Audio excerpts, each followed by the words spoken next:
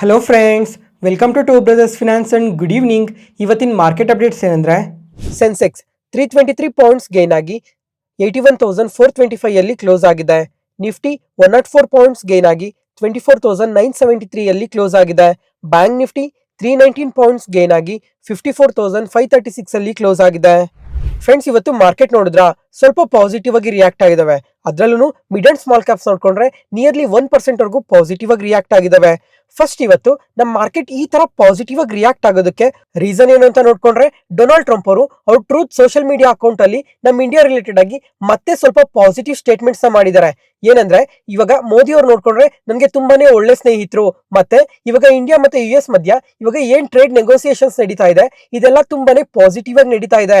Coming time ಅಲ್ಲಿ ಈ trade deal complete ಆಗೋ ಚಾನ್ಸಸ್ ಕೂಡ ತುಂಬಾನೇ ಹತ್ರದಲ್ಲಿದೆ ಅಂತ ಸ್ವಲ್ಪ ಪಾಸಿಟಿವ್ ಸ್ಟೇಟ್ಮೆಂಟ್ಸ್ ಮಾಡಿದ್ದಾರೆ. ಅದ್ರ ಜೊತೆಗೆ ಕಮಿಂಗ್ ವೀಕ್ ಅಲ್ಲಿ ಮೋದಿ ಅವ್ರ ಹತ್ರ ಕೂಡ ನಾನು ಮಾತಾಡ್ತೀನಿ ಅಂತ ಸಮೇತ ಪಾಸಿಟಿವ್ ಸ್ಟೇಟ್ಮೆಂಟ್ಸ್ ಮಾಡಿದ್ದಾರೆ. ಇವಾಗ ಡೊನಾಲ್ಡ್ ಟ್ರಂಪ್ ಅವರು ಈ ತರ ಸ್ಟೇಟ್ಮೆಂಟ್ಸ್ ಮಾಡಿದಾರಲ್ವಾ, ಅದರಿಂದ ನಮ್ಮ ಮಾರ್ಕೆಟ್ಸ್ ಈ ತರ ಪಾಸಿಟಿವ್ ಆಗಿ ರಿಯಾಕ್ಟ್ ಆಗಿದೆ. ಮತ್ತೆ ಫ್ರೆಂಡ್ಸ್, ಡೊನಾಲ್ಡ್ ಟ್ರಂಪ್ ಅವರು ಈ ತರ ಸ್ಟೇಟ್ಮೆಂಟ್ಸ್ ಮಾಡೋದೇನು ಫಸ್ಟ್ ಟೈಮ್ ಏನಲ್ಲ. ಈ ರೀಸೆಂಟ್ ಟೈಮ್ ಅಲ್ಲೇನೆ ನಮ್ಮ ಇಂಡಿಯಾ ರಿಲೇಟೆಡ್ ಆಗಿ ಒನ್ ಟೈಮ್ ಅಲ್ಲಿ ನೋಡ್ಕೊಂಡ್ರೆ ಸ್ವಲ್ಪ ಪಾಸಿಟಿವ್ ಸ್ಟೇಟ್ಮೆಂಟ್ಸ್ ಮಾಡ್ತಾರೆ, ಇನ್ನೊಂದ್ ಟೈಮ್ ಅಲ್ಲಿ ನೋಡ್ಕೊಂಡ್ರೆ ಸ್ವಲ್ಪ ನೆಗೆಟಿವ್ ಸ್ಟೇಟ್ಮೆಂಟ್ಸ್ ಮಾಡ್ತಾರೆ. ಅದಕ್ಕೆ ಡೊನಾಲ್ಡ್ ಟ್ರಂಪ್ ಅವರು ಯಾವ ಟೈಮ್ ಅಲ್ಲಿ ಯಾವ ತರ ಸ್ಟೇಟ್ಮೆಂಟ್ಸ್ ಮಾಡ್ತಾರೆ ಅಂತ ಯಾರಿಗೂ ಗೊತ್ತಾಗದೇ ಇಲ್ಲ. ಅದಕ್ಕೋಸ್ಕರ ಇವತ್ತು ಮಾರ್ಕೆಟ್ ಏನ್ ಪಾಸಿಟಿವ್ ಆಗಿ ರಿಯಾಕ್ಟ್ ಆಗಿದೆ ಇದನ್ನ ಅಷ್ಟು ಸೀರಿಯಸ್ ಆಗಿ ಏನ್ ತಗೊಳಕ್ ಹೋಗ್ಬೇಡಿ. ಅದ್ರ ಜೊತೆಗೆ ಇವತ್ತು ಇನ್ನೊಂದು ಡೇಟಾ ಕೂಡ ಅಪ್ಡೇಟ್ ಆಗಿದೆ. ಇವಾಗ ಒಂದ್ ಕಡೆ ನೋಡ್ಕೊಂಡ್ರೆ ಇಂಡಿಯಾ ರಿಲೇಟೆಡ್ ಆಗಿ ಡೊನಾಲ್ಡ್ ಟ್ರಂಪ್ ಅವರು ಪಾಸಿಟಿವ್ ಸ್ಟೇಟ್ಮೆಂಟ್ಸ್ ಮಾಡ್ತಾ ಇದಾರಲ್ವಾ, ಆದ್ರೆ ಇನ್ನೊಂದ್ ಕಡೆ ನೋಡ್ಕೊಂಡ್ರೆ ಇವಾಗ ಯುರೋಪಿಯನ್ ಯೂನಿಯನ್ ಏನಿದೆ, ಯುರೋಪಿಯನ್ ಯೂನಿಯನ್ ನ ಪ್ರೆಷರ್ ಮಾಡ್ತಾ ಇದಾರೆ. ಯಾಕಂದ್ರೆ ಈ ರಷ್ಯನ್ ಆಯಿಲ್ಸ್ ನ ಪರ್ಚೇಸ್ ಮಾಡೋದಕ್ಕೆ ಡೊನಾಲ್ಡ್ ಟ್ರಂಪ್ ಅವರು ಇಂಡಿಯಾ ಮೇಲೆ 25% ಟ್ಯಾರಿಫ್ ಹಾಕಿದಾರಲ್ಲ, ಅದೇ ತರ ಯುರೋಪಿಯನ್ ಯೂನಿಯನ್ ಅವ್ರಿಗೂ ಹೇಳ್ತಾ ಇದಾರೆ ರಷ್ಯನ್ ಆಯಿಲ್ ನ ಪರ್ಚೇಸ್ ಮಾಡ್ತಾ ಇರೋದಕ್ಕೆ ಇಂಡಿಯಾ ಮೇಲೆ ಮತ್ತೆ ಚೈನಾ ಮೇಲೆ 100% ಟ್ಯಾರಿಫ್ ಹಾಕ್ರಿ ಅಂತ ಯುರೋಪಿಯನ್ ಯೂನಿಯನ್ ನ ಪ್ರೆಷರ್ ಮಾಡ್ತಾ ಇದಾರೆ. ಫ್ರೆಂಡ್ಸ್, ಇವಾಗ ಫಸ್ಟ್ ಇಂದ ಡೊನಾಲ್ಡ್ ಟ್ರಂಪ್ ಅವರು ಈ ರಷ್ಯನ್ ಆಯಿಲ್ ರಿಲೇಟೆಡ್ ಆಗಿ ಯಾಕೆ ಈ ತರ ತುಂಬಾನೇ ಅಗ್ರೆಸಿವ್ ಸ್ಟೇಟ್ಮೆಂಟ್ಸ್ ಮಾಡ್ತಾ ಇದಾರೆ ಅಂತ ನೋಡ್ಕೊಂಡ್ರೆ, ಇವಾಗ ಈ ರಷ್ಯನ್ ಆಯಿಲ್ ನ ಪರ್ಚೇಸ್ ಮಾಡೋ ಕಾರಣದಿಂದನೇ ರಷ್ಯಾದವರು ಆ ಬರೋ ದುಡ್ಡಿಂದನೇ ಈ ವಾರ್ ಎಕ್ವಿಪ್ಮೆಂಟ್ಸ್ ಎಲ್ಲ ಮ್ಯಾನುಫ್ಯಾಕ್ಚರ್ ಮಾಡ್ಕೊಂಡು ಯುಕ್ರೇನ್ ಮೇಲೆ ಯುದ್ಧ ಮಾಡ್ತಾ ಇದಾರೆ ಅಂತ ಈ ರಷ್ಯನ್ ಆಯಿಲ್ ರಿಲೇಟೆಡ್ ಆಗಿ ಈ ತರ ನೆಗೆಟಿವ್ ಸ್ಟೇಟ್ಮೆಂಟ್ಸ್ ಮಾಡ್ತಾ ಇರೋದು. ಅದ್ರ ಜೊತೆಗೆ ಪ್ರತಿದಿನ ರಷ್ಯಾ ಈ ಆಯಿಲ್ ಇಂದಾನೆ ಎಷ್ಟು ದುಡ್ಡು ಸಂಪಾದಿಸ್ತಿದೆ ಅಂತ ಗೊತ್ತಾ ಯಾರಿಗಾದ್ರು? ಇವಾಗ ಆಸ್ ಪರ್ ಜುಲೈ 2025 ನೋಡ್ಕೊಂಡ್ರೆ $467 ಮಿಲಿಯನ್ ಆಯಿಲ್ ಇಂದಾನೆ ಪ್ರತಿದಿನ ಅರ್ನ್ ಮಾಡ್ತಾ ಇದೆ. ಇದು ಮಂತ್ಲಿನೂ ಅಲ್ಲ ಏನೂ ಅಲ್ಲ, ಪ್ರತಿದಿನ ಡೈಲಿ ಆಯಿಲ್ ನ ಸೇಲ್ ಮಾಡೋದ್ರಿಂದಾನೆ $467 ಮಿಲಿಯನ್ ನ ಪ್ರತಿದಿನ ಅರ್ನ್ ಮಾಡ್ತಾ ಇದಾರೆ. ಅಂದ್ರೆ ಮೇಜರ್ ಆಫ್ ದ ರೆವಿನ್ಯೂಸ್ ಎಲ್ಲ ಈ ಆಯಿಲ್ ನ ಸಪ್ಲೈ ಮಾಡೋದ್ರಿಂದಾನೇ ಬರ್ತಾ ಇದೆ ಅಲ್ವಾ. ಅದಕ್ಕೋಸ್ಕರ ಈ ರಷ್ಯನ್ ಆಯಿಲ್ ನ ಯಾರನ್ನು ಪರ್ಚೇಸ್ ಮಾಡಕ್ ಹೋಗ್ಬೇಡಿ ಅಂತ ಈ ತರ ಡೊನಾಲ್ಡ್ ಟ್ರಂಪ್ ಅವರು ಅಗ್ರೆಸಿವ್ ಸ್ಟೇಟ್ಮೆಂಟ್ಸ್ ಮಾಡ್ತಾ ಇರೋದು. ಫ್ರೆಂಡ್ಸ್, ಇವಾಗ ಈ ರಷ್ಯನ್ ಆಯಿಲ್ ರಿಲೇಟೆಡ್ ಆಗಿ ನಿಮ್ಮ ಒಪಿನಿಯನ್ ನ ಕೂಡ ಕಮೆಂಟ್ ಸೆಕ್ಷನ್ ಅಲ್ಲಿ ಶೇರ್ ಮಾಡಿ. ಇವಾಗ ಇಂಡಿಯಾ ಕಂಟಿನ್ಯೂಸ್ ಆಗಿ ರಷ್ಯನ್ ಆಯಿಲ್ ನ ಪರ್ಚೇಸ್ ಮಾಡ್ಬೇಕಾ ಅಥವಾ ಬೇಡವಾ ಅಂತ. ನೆಕ್ಸ್ಟ್ ಅದಾದ್ಮೇಲೆ ಈ ಟೆಕ್ಸ್ಟೈಲ್ ಕಂಪನೀಸ್ ನೋಡಿದ್ರ ಇವತ್ತು ತುಂಬಾನೇ ಪಾಸಿಟಿವ್ ಆಗಿ ರಿಯಾಕ್ಟ್ ಆಗಿದಾವೆ. Welspun living, Vardhman textiles, KPR mills, Trident, Gokaldas exports, Arvind fashions, Alok industries, ಈ ತರ ಪ್ರತಿ ಒಂದು ಕಂಪನಿ ನೋಡ್ಕೊಂಡ್ರು 10 to 15% ವರೆಗೂ ಪಾಸಿಟಿವ್ ಆಗಿ ರಿಯಾಕ್ಟ್ ಆಗಿದಾವೆ. ಅದಾದ್ಮೇಲೆ ಈ ಸೀ ಫುಡ್ ರಿಲೇಟೆಡ್ ಆಗಿ ಯಾರ್ಯಾರು ವರ್ಕ್ ಮಾಡ್ತಾ ಇದಾರೆ ಈ ಕಂಪನೀಸ್ ಅಷ್ಟೇ ಇವತ್ತು ತುಂಬಾನೇ ಪಾಸಿಟಿವ್ ಆಗಿ ರಿಯಾಕ್ಟ್ ಆಗಿದಾವೆ. ಅಪೆಕ್ಸ್ ಫ್ರೋಜನ್ ಫುಡ್ ಆಗ್ಲಿ, ಅವಂತಿ ಫೀಡ್ಸ್ ಆಗ್ಲಿ, ಝೀಲ್ ಆಕ್ವಾ, ಈ ತರ ಪ್ರತಿ ಒಂದು ಕಂಪನಿ ನೋಡ್ಕೊಂಡ್ರು ತುಂಬಾನೇ ಪಾಸಿಟಿವ್ ಆಗಿ ರಿಯಾಕ್ಟ್ ಆಗಿದಾವೆ. ಇದಕ್ಕೆ ಮೇನ್ ಆಗಿ 2 ರೀಸನ್ ಕಾಣ್ತಾ ಇದೆ. ಒಂದು, US ಇಂದ ಒಂದು ಪಾಸಿಟಿವ್ ಅಪ್ಡೇಟ್ ಬಂದಿದೆ ಅಲ್ಲ ಡೊನಾಲ್ಡ್ ಟ್ರಂಪ್ ಅವ್ರ ಕಡೆಯಿಂದ, ಅದರಿಂದನೂ ಸಹ ಪಾಸಿಟಿವ್ ಆಗಿ ರಿಯಾಕ್ಟ್ ಆಗಿರ್ಬೋದು. ಅದಾದ್ಮೇಲೆ ಈ external affairs minister S Jaishankar ಅವರು ಇದಾರಲ್ವಾ, ಇವ್ರು ನೋಡ್ಕೊಂಡ್ರೆ ಯುರೋಪಿಯನ್ ಯೂನಿಯನ್ ಜೊತೆ ಫ್ರೀ ಟ್ರೇಡ್ ನೆಗೋಸಿಯೇಷನ್ 13 ರೌಂಡ್ ಇದೆ ಈ ವೀಕ್ ಅಲ್ಲಿ ಅಂತ ಅಪ್ಡೇಟ್ ಮಾಡಿದ್ದಾರೆ. ಅದ್ರ ಜೊತೆಗೆ ಈ ಕಾಮರ್ಸ್ ಮಿನಿಸ್ಟರ್ ಆದ ಪಿಯೂಷ್ ಗೋಯಲ್ ಅವ್ರು ನೋಡ್ಕೊಂಡ್ರೆ ಯುರೋಪಿಯನ್ ಯೂನಿಯನ್ ಜೊತೆ 60 to 65% ವರೆಗೂ ಡೀಲ್ ಫೈನಲೈಸ್ ಆಗಿದೆ ಅಂತ ಕೂಡ ಒಂದು ಪಾಸಿಟಿವ್ ಸ್ಟೇಟ್ಮೆಂಟ್ಸ್ ಮಾಡಿದ್ದಾರೆ. ಅದ್ರ ಜೊತೆಗೆ ಕಮಿಂಗ್ ಟೈಮ್ ಅಲ್ಲಿ ಅಂದ್ರೆ ವಿತಿನ್ 1 or 2 ಮಂತ್ಸ್ ಅಲ್ಲಿ ಈ ಫ್ರೀ ಟ್ರೇಡ್ ನೆಗೋಸಿಯೇಷನ್ ಕೂಡ ಕಂಪ್ಲೀಟ್ ಆಗೋ ಚಾನ್ಸಸ್ ಇದೆ ಅಂತ ಕೂಡ ಒಂದು ಪಾಸಿಟಿವ್ ಸ್ಟೇಟ್ಮೆಂಟ್ಸ್ ಮಾಡಿದ್ದಾರೆ. ಅದ್ರಿಂದನೇ ಈ ಟೆಕ್ಸ್ಟೈಲ್ ಕಂಪನೀಸ್ ಮತ್ತೆ ಸೀ ಫುಡ್ ರಿಲೇಟೆಡ್ ಆಗಿ ಯಾರ್ಯಾರು ವರ್ಕ್ ಮಾಡ್ತಾ ಇದಾರೋ ಈ ಕಂಪನೀಸ್ ಎಲ್ಲ ಇವತ್ತು ತುಂಬಾನೇ ಪಾಸಿಟಿವ್ ಆಗಿ ರಿಯಾಕ್ಟ್ ಆಗಿರೋದು. ಅದ್ರಲ್ಲೂ ಇವಾಗ ಇಂಡಿಯಾ ಮೇಲೆ ನೋಡ್ಕೊಂಡ್ರೆ 50% ಟ್ಯಾರಿಫ್ ಇದೆ ಅಲ್ವಾ, ಅದರಿಂದ ಈ ಟೆಕ್ಸ್ಟೈಲ್ ರಿಲೇಟೆಡ್ ಆಗಿ ಮತ್ತೆ ಸೀ ಫುಡ್ ರಿಲೇಟೆಡ್ ಆಗಿ ಈ ಕಂಪನೀಸ್ಗೆ ಇದು ತುಂಬಾನೇ ಎಫೆಕ್ಟ್ ಆಗುತ್ತೆ. ಯಾಕಂದ್ರೆ ನಮ್ಕಿನ್ನ ತುಂಬಾ ಕಂಟ್ರೀಸ್ಗೆಲ್ಲ ಈ ಟ್ಯಾರಿಫ್ ಅನ್ನೋದು ತುಂಬಾನೇ ಕಮ್ಮಿ ಇದೆ ಅಲ್ವಾ. ಪ್ರತಿಯೊಂದು ಏಷ್ಯನ್ ಕಂಟ್ರೀಸ್ ನೋಡ್ಕೊಂಡ್ರೆ 15% ಇಂದ 20% ಇಷ್ಟರಲ್ಲೇನೆ ಇದೆ. ಅದರಿಂದ ನಮ್ಕಿನ್ನ ಈ ಕಂಟ್ರಿ ಪ್ರಾಡಕ್ಟ್ಸ್ ಗೆನೆ ತುಂಬಾನೇ ಅಡ್ವಾಂಟೇಜ್ ಇರುತ್ತೆ. ಅದರಿಂದ ನಮ್ ಕಂಪನೀಸ್ಗಂತೂ ಇದು ತುಂಬಾನೇ ಎಫೆಕ್ಟ್ ಆಗುತ್ತೆ ಅಂತ ರೀಸೆಂಟ್ ಟೈಮ್ ಅಲ್ಲಿ ತುಂಬಾನೇ ಫಾಲ್ ಆಗಿದ್ವು. ಅದಕ್ಕೋಸ್ಕರ ಇವತ್ತು ಯುರೋಪಿಯನ್ ಯೂನಿಯನ್ ಜೊತೆ ನೆಗೋಸಿಯೇಷನ್ಸ್ ಎಲ್ಲ ಪಾಸಿಟಿವ್ ಆಗಿ ನಡೀತಾ ಇದೆ ಅಂತ ಸ್ಟೇಟ್ಮೆಂಟ್ಸ್ ಮಾಡಿದ್ರಲ್ವಾ, ಅದರಿಂದನೇ ಈ ಕಂಪನೀಸ್ ಕಮಿಂಗ್ ಟೈಮ್ ಅಲ್ಲಿ ಇನ್ನ ಹೊಸ ಮಾರ್ಕೆಟ್ಗೆ ಎಂಟರ್ ಆಗ್ಬೋದು. ಅದರಿಂದ ಕಮಿಂಗ್ ಟೈಮ್ ಅಲ್ಲಿ ಅವ್ರ ಬಿಸ್ನೆಸ್ ರಿಲೇಟೆಡ್ ಆಗಿ ಇನ್ನ ಸ್ವಲ್ಪ ಒಳ್ಳೆ ಗ್ರೋತ್ ನ ನೋಡ್ಬೋದು ಅಂತಾನೆ ಈ ತರ ಪಾಸಿಟಿವ್ ಆಗಿ ರಿಯಾಕ್ಟ್ ಆಗಿರೋದು. ಅದ್ರ ಜೊತೆಗೆ ಫೆಚರ್ ನೋಡ್ಕೊಂಡ್ರೆ ನಮ್ GDP ಎಸ್ಟಿಮೇಷನ್ ನ ಇನ್ಕ್ರೀಸ್ ಮಾಡಿದ್ದಾರೆ. ಮುಂಚೆ 6.5% GDP ಬರುತ್ತೆ ಅಂತ ಎಸ್ಟಿಮೇಟ್ ಮಾಡ್ತಾ ಇದ್ರು. ಆದ್ರೆ ಇವಾಗ ನೋಡ್ಕೊಂಡ್ರೆ ಅದನ್ನ 6.9% ಗೆ ಇನ್ಕ್ರೀಸ್ ಮಾಡಿದ್ದಾರೆ. ಇದು ಕೂಡ ನಮ್ಮ ಮಾರ್ಕೆಟ್ಗೆ ಪಾಸಿಟಿವ್ ಆಗುತ್ತೆ. ನೆಕ್ಸ್ಟ್ ಅದಾದ್ಮೇಲೆ ಈ ರೀಸೆಂಟ್ ಟೈಮ್ ಅಲ್ಲಿ ಗೋಲ್ಡ್ ಮತ್ತೆ ಸಿಲ್ವರ್ ಬಗ್ಗೆ ಅಷ್ಟಾಗಿ ಎಂದೂ ಮಾತಾಡ್ಕೊಂಡಿಲ್ಲ. ಅಂದ್ರೆ ನಿಯರ್ಲಿ 10 ಡೇಸ್ ಆಗಿದೆ.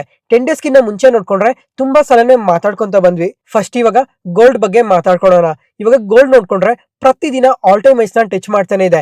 ಇವಾಗ US ಮಾರ್ಕೆಟ್ ನೋಡ್ಕೊಂಡ್ರೆ ಯಾವ ತರ ಆಲ್ ಟೈಮ್ ಹೈಸ್ ನ ಟಚ್ ಮಾಡ್ತಾನೆ ಇದೆ, ಅದೇ ತರ ಗೋಲ್ಡ್ ನೋಡ್ಕೊಂಡ್ರು ತುಂಬಾನೇ ಪಾಸಿಟಿವ್ ಆಗಿ ರಿಯಾಕ್ಟ್ ಆಗ್ತಾ ಇದೆ. ಇವಾಗ 1 ಗ್ರಾಮ್ ಗೋಲ್ಡ್ ನೋಡ್ಕೊಂಡ್ರೆ 11,000 ದಾಟೋಗಿದೆ ಆಗ್ಲೇ. ಇವಾಗ ಲಾಸ್ಟ್ 1 ವೀಕ್ ಅಲ್ಲಿ ನೋಡ್ಕೊಂಡ್ರೆ 4% ಗ್ರೋ ಆಗಿದೆ. ಲಾಸ್ಟ್ 1 ಮಂತ್ ಅಲ್ಲಿ 9% ಗ್ರೋ ಆಗಿದೆ.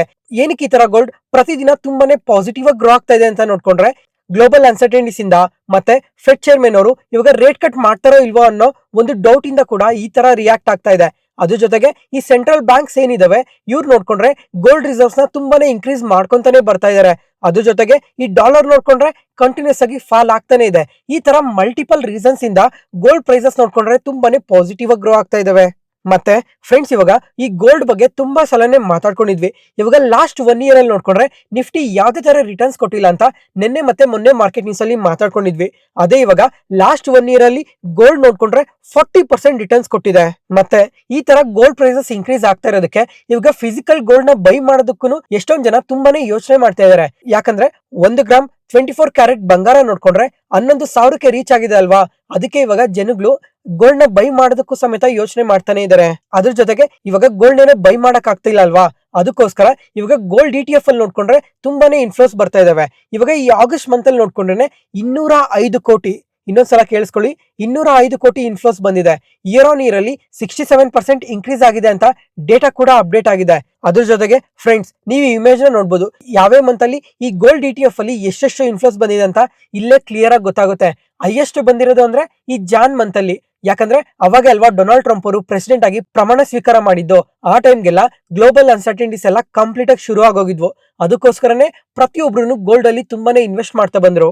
ಮತ್ತೆ ಫ್ರೆಂಡ್ಸ್ ಇವಾಗ ನೀವ್ ಯಾರಾದ್ರೂ ಗೋಲ್ಡ್ ನ ರೀಸೆಂಟ್ ಆಗಿ ಬೈ ಮಾಡಿದ್ರೆ ಅಥವಾ ETF ಅಲ್ಲಿ ಇನ್ವೆಸ್ಟ್ ಮಾಡಿದ್ರೆ ಒಂದ್ಸಲ ಕಮೆಂಟ್ ಸೆಷನ್ ಅಲ್ಲಿ ಕಮೆಂಟ್ ಮಾಡಿ. ಅದ್ರ ಜೊತೆಗೆ ಇವಾಗ ಫಿಸಿಕಲ್ ಗೋಲ್ಡ್ ನ ಯಾರಾದ್ರೂ ಬೈ ಮಾಡಿದ್ರೆ ಯಾವ ಪ್ರೈಸ್ ಅಲ್ಲಿ ಬೈ ಮಾಡಿದಿರಾ ಅಂತ ಒಂದ್ಸಲ ಕಮೆಂಟ್ ಸೆಷನ್ ಅಲ್ಲಿ ಕಮೆಂಟ್ ಮಾಡಿ. ಅದ್ರ ಜೊತೆಗೆ ಇವಾಗ ಕಾಮನ್ ಆಗಿ ಎಲ್ಲಾರ್ಗು ಡೌಟ್ ಇರುತ್ತೆ, ಇವಾಗ ಲಾಸ್ಟ್ 1 ಇಯರ್ ಅಲ್ಲಿ ನೋಡ್ಕೊಂಡ್ರೆ ಗೋಲ್ಡ್ 40% ರಿಟರ್ನ್ಸ್ ಕೊಟ್ಟಿದೆ ಅಲ್ವಾ.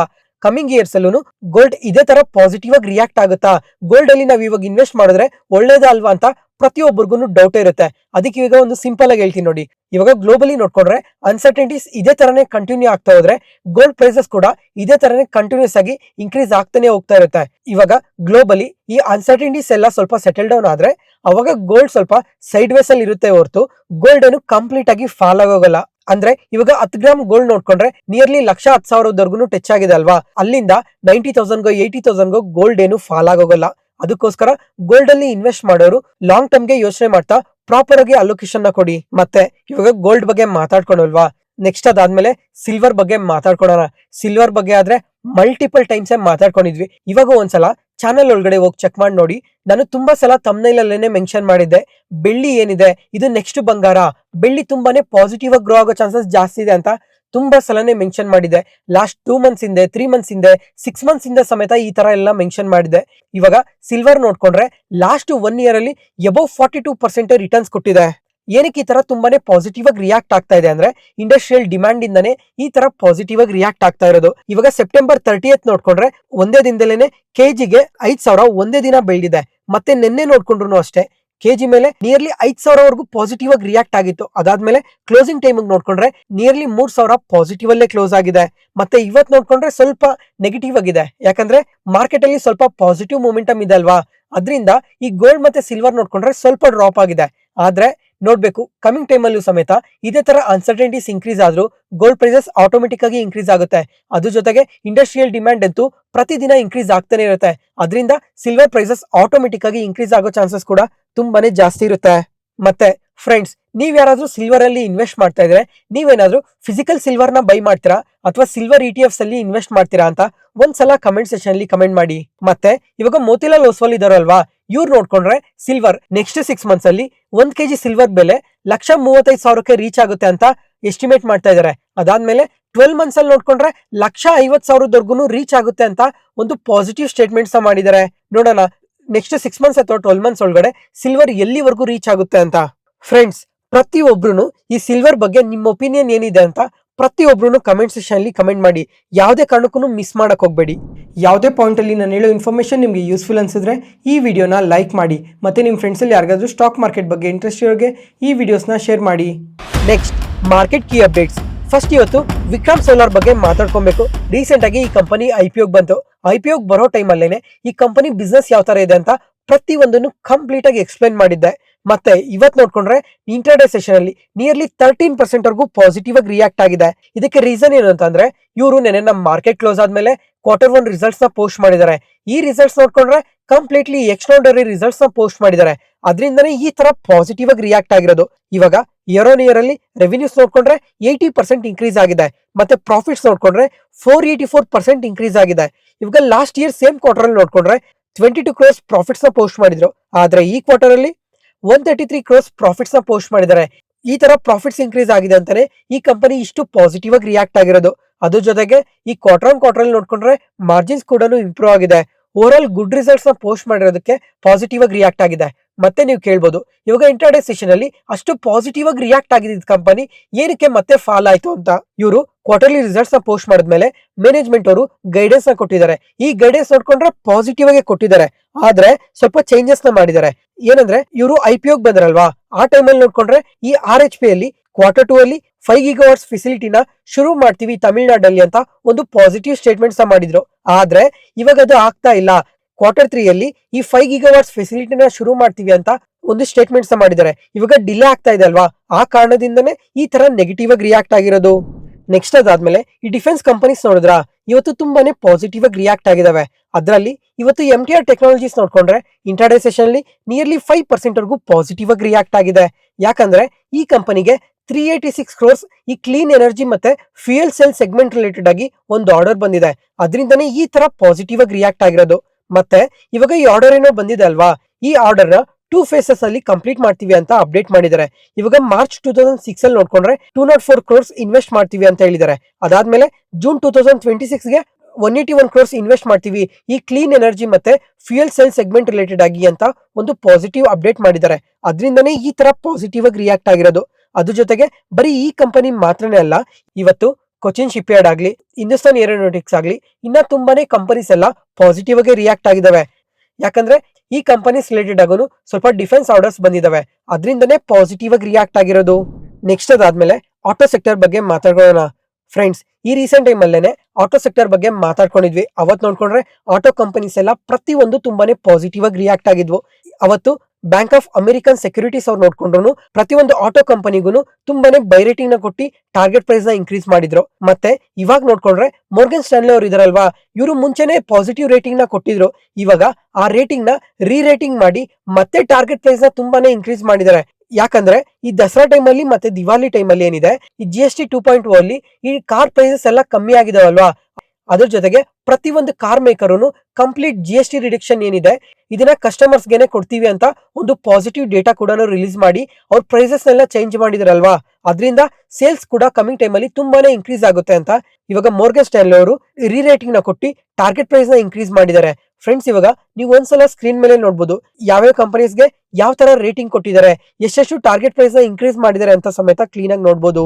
ಇವತ್ತಿಗೆ ಅಪ್ಡೇಟ್ಸ್ ಮುಗೀತು. ಈ ವಿಡಿಯೋ ಇಷ್ಟ ಆದ್ರೆ ಲೈಕ್ ಮಾಡಿ, ಶೇರ್ ಮಾಡಿ, ಸಬ್ಸ್ಕ್ರೈಬ್ ಆಗಿ. ಮತ್ತೆ ನಾಳೆ ಹೊಸ ಸ್ಟಾಕ್ ಮಾರ್ಕೆಟ್ ನ್ಯೂಸ್ ಅನಾಲಿಸಿಸ್ ವಿಡಿಯೋಲಿ ಸಿಗೋಣ. Thank you.